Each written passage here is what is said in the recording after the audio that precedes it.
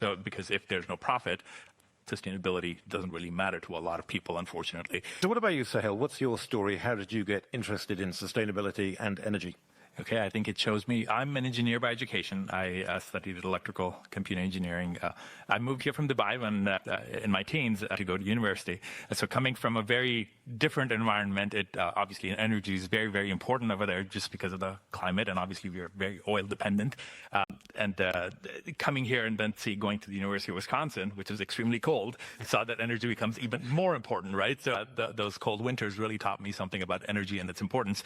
And then after that, I used to work for Palm. I'll date myself now. So back in the day, they made the Palm pilots.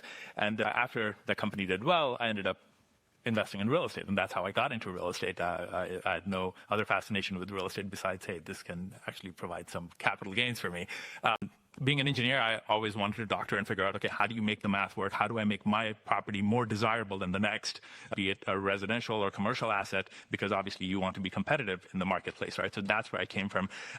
In that regard, I ended up writing a book about profitable and sustainable real estate investing, profitable being the first word, right? So because if there's no profit, sustainability doesn't really matter to a lot of people, unfortunately. So how do we bring both people to the table and have that conversation? And sustainability, as Laura also mentioned, it's a lot more than just energy. So I'm not just focused on the energy part, but there's also water, material, indoor air quality, et cetera, location, and then the social impact and the governance.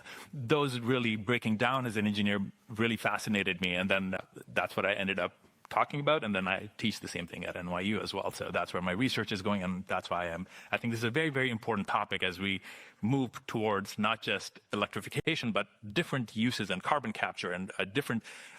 I don't think any source of energy is bad. It's just, okay, what trail are we leaving in our wake, right? So how do we address those issues, and how do we leave the world a better place than we currently are in, right? So that's what fascinates me about energy, and that's why I enjoy having these conversations.